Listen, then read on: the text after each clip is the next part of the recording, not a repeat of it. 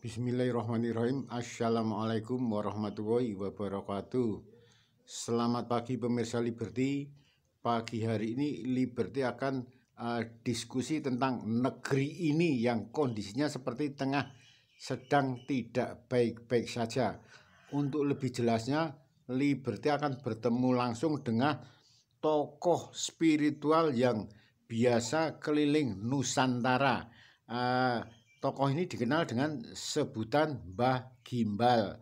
Hanya saja untuk lebih jelasnya, Liberty akan bertanya langsung, sebenarnya siapa Mbah Gimbal itu? Mbah Gimbal, kok disebut Mbah Gimbal itu gimana, Pak? Rahayu, Rahayu, salam hormat, salam kenal buat sahabat-sahabat Liberty dimanapun berada. Saya Mbah Gimbal, sang putra alam, Panglima Tinggi Laskar Lembah Mayat, Kedaton Macan Putih, Alas Purwo, Banyuwangi. Saya dikenal orang cukup sederhana aja, Mbah Gimbal. Kebetulan hari ini kita bisa menjumpai sahabat-sahabat Liberty dimanapun. Asal saya dari Surabaya. Kegiatan saya kita lihat dari provinsi, dari kota, dari daerah-daerah lain di Nusantara ini.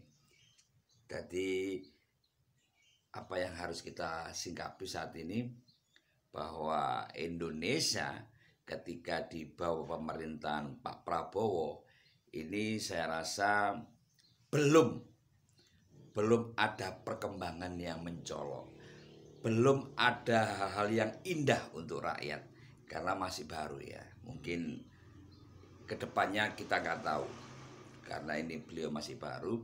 Namun yang perlu saya sayangkan ya, Pak Prabowo ini bagi saya kurang tegas, kurang gentleman. Artinya kenapa? Ketika ada pemecatan kepada orang-orang yang memang notabene ini punya citra negatif, kenapa gitu loh direkrut lagi, dikasih angin segar lagi? Kalau sudah di-cut ya sudah, jangan diambil lagi untuk diposisikan di lain tempat. Nah, ada apa ini? Apakah Pak Prabowo ketika kehilangan orang tersebut akan menjadi tidak stabil? Enggak. Artinya Pak Prabowo kurang gentleman, kurang tegas. Ini kalau bahasa Jawanya ini, ludah yang sudah ditumpahkan jangan dijilat lagi. Ketika sudah cut orang ya sudah, jangan dimasukkan lagi di jajaran gerbongnya Pak Prabowo. Itu namanya mencederai kebaikan nama besar Pak Prabowo nantinya. Tuh. Nah, kalau menurut saya saat ini Indonesia kurang stabil ketika di bawah Pak Prabowo. Gini Mbah Gimbal, menurut Mbah Gimbal, kenapa kok Pak Prabowo tidak tegas padahal dia dari militer loh Mbah? Gimana itu Mbah? Nah, sekali lagi Pak Prabowo ini juga kan manusia biasa, bukan manusia super, ya. Dan kita juga tidak tahu ada latar belakang rahasia apa ini dengan orang-orang ini, ya. Nah, ini yang masalahnya, kita kan tidak tahu terlalu jauh masuk ke linknya Pak Prabowo.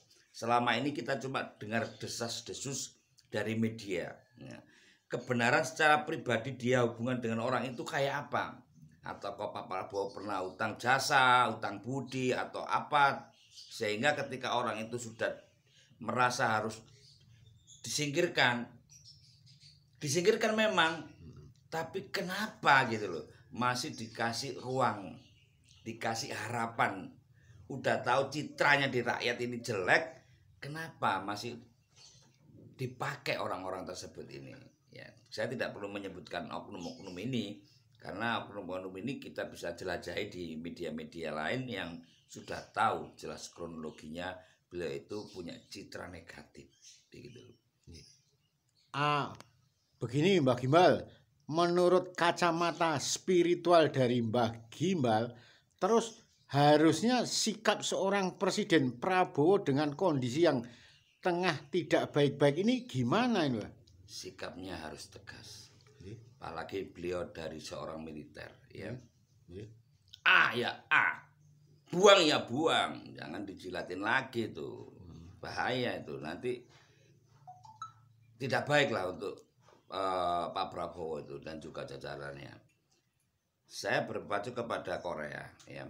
Korea itu ketika ada yang negatif ya di jajarannya, walaupun dia keluarganya cut bila perlu dibunuh itu. Nah, itu luar biasa gitu. Di Korea Utara itu Pak Prabowo belajar perlu ke sana itu. Untuk tegas, disiplin tanpa pandang bulu. Ketika saudaranya sendiri atau pamannya aja sudah membuat jelek sebuah negara itu, maka dihabisin lah itu. Itu harusnya begitu Pak Prabowo. Apalagi basicnya seorang militer. Jangan kayak banci, pelin-pelan dan takut kehilangan posisi kedudukan. Jangan.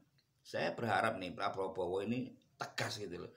Karena kita belum menemukan roh energi dari Pak Prabowo ini ya. Gitu loh. Harapannya ya mudah-mudahan Pak Prabowo bisa mengambil sikap yang tegas lah.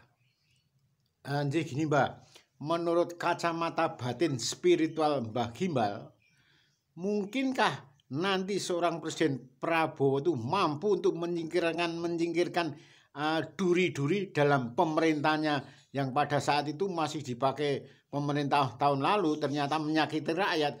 Mungkinkah nanti Prabowo bisa menyingkirkan itu semua? Ini sulit.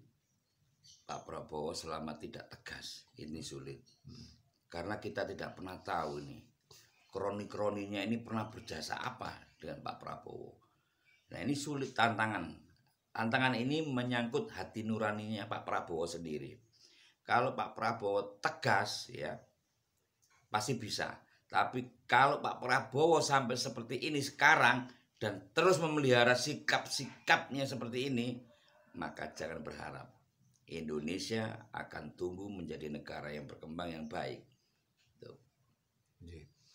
Mungkin ada semacam saran dari Mbak Gimbal, gimana supaya seorang Presiden Prabowo itu bisa sikapnya tuh tegas seperti militer gitu Mbak?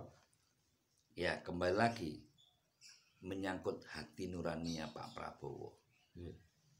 Demi nama orang tersebut, oknum tersebut, atau demi rakyat.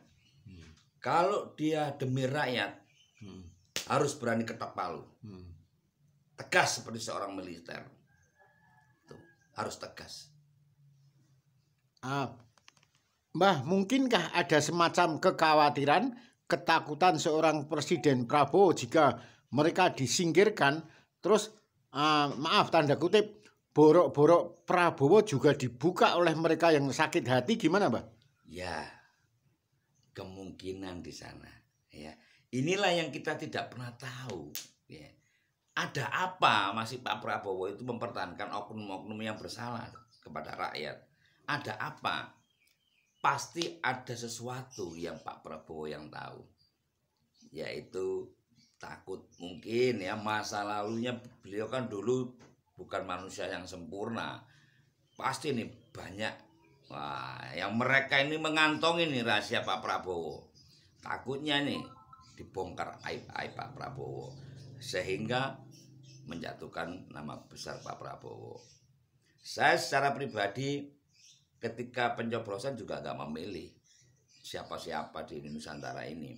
Karena selama ini saya melihat bahwa pemimpin-pemimpin sekarang ini belum punya loyalitas yang tinggi kepada negara ini, kepada Nusantara. Karena masih berbau ketakut-takutan, berbau kekeluargaan ya. Dan terbukti nih kenyataan sampai detik ini kita belum melihat perubahan yang dramatis untuk Nusantara. Rakyat ya masih sengsara aja nih. Begitu. Gini Mbah, kalau saran Mbah Gimbal terhadap rakyat yang sebenarnya udah pengen sekali, artinya Pak Prabowo tuh kamu tegas selesaikan mereka-mereka yang jadi duri dalam pemerintahmu. Lah sampai sekarang ternyata nggak pernah dijalani sepenuhnya. Jadi rakyat harus bagaimana ini Mbak? Nih kembali lagi kita bicara tentang awal tadi ya. Untuk menjabut duri dalam tubuhnya Pak Prabowo ini nggak segampang yang kita harapkan. Karena duri itu menyangkut kerahasiaan pribadi. Ya, perjalanan Pak Prabowo untuk mencapai presiden itu dulu pastinya melewati itu tuh, melewati orang-orang yang berjasa nih, menolong dari sisi ekonomi, dari sisi perjuangannya Pak Prabowo sehingga sampai ke posisi tersebut. Nah, harapan rakyat adalah sekali lagi Pak Prabowo memang harus tegas, harus itu. Toh ketika dikeluarkan orang itu nggak mungkin miskin, nggak mungkin sengsara. Orang tersebut singkirkanlah untuk menjaga nama baik Pak Prabowo. Perkara Pak Prabowo masih berhubungan baik dengan orang itu is okay, terserah. Karena itu menyangkut pribadi. Atas jasanya beliau mungkin dulu ketika Pak Prabowo mencalonkan punya dukungan dari orang-orang tersebut nih. Ya, harapan rakyat ini ya. Pak Prabowo harus gentleman. Pak Prabowo harus menjadi dirinya Pak Prabowo. Kesampingkan urusan pribadi, jangan dicampurkan dengan urusan negara. Pasti negara akan selamat. Mungkin Mbak Gimbal ada semacam pesan dan saran terhadap rakyat yang terus menghendaki Prabowo harus tegas. Nah, saran Mbak Gimbal terhadap rakyat bagaimana, Pak? Nih, kepada seluruh rakyat Indonesia dimanapun berada, kita tahu kondisi saat ini memang tidak baik-baik aja. Nampaknya nih rakyat harus sadar diri nih. Rakyat sebagai kita ini harus sadar diri bahwa sementara ini Pak Prabowo memang belum tegas. Kita cuma berharap ya, semuanya berharap akan ada masanya. Entah di tahun-tahun ketiga beliau menjabat sudah mulai bisa membenahi kebutuhan rakyat ini diperindah. Karena kalau enggak rakyat hanya akan dibenturkan dengan kenyataan-kenyataan kehidupan realita. Dibenturkan dengan kenyataan yang sekarang ini harapan-harapan semu. Tinggal harapan. Nah, harapan ini bisa terwujud kembali lagi di tangan Pak Prabowo dan kroni-kroninya yang saat ini menjabat di bawahnya Pak Prabowo. Berarti rakyat harus bersabar menunggu ketegasan Prabowo yang benar-benar berani tegas, Mbak? Ya, rakyat harus menunggu. Tapi sampai sejauh mana? Sampai kapan menunggu ini? Ya kan kita kasih waktu. Ada waktu, yaitu kan waktunya 5 tahun Pak Prabowo ini. Nah, mudah-mudahan di tahun ketiga ini dia sudah mulai memikirkan benar-benar nih. Yang diinginkan rakyat itu apa sih sebenarnya? Yang pasti kalau menurut saya Pak Prabowo harus pertama-tama membangkitkan energi dari burung Garuda. Karena burung Garuda bukan burung perkutut. Garuda harus sakral. Kembalikan itu, perjuangkan Pak Prabowo menjadi lambang sakral, lambang sakti Nusantara. Maka rakyat akan sejahtera. Kalau Pak Prabowo tidak bisa membangkitkan energi dari burung Garuda, maka untuk selamanya burung Garuda hanya penghias dinding, penghias kaos, penghias di rumah-rumah kita, di kantor-kantor pemerintahan. Hanya hiasan, karena tidak kita ketemukan nih, sampai detik ini nih, tidak kita temukan roh itu. Misalkan keadilan sosial bagi seluruh rakyat Indonesia, mana sampai saat ini nggak ada. Itu artinya rohnya belum keluar. Persatuan Indonesia sila ketiga belum ketemu. Nah ini banyak lah, dari sila 5 ini nggak ada satupun yang terwujud sampai ini.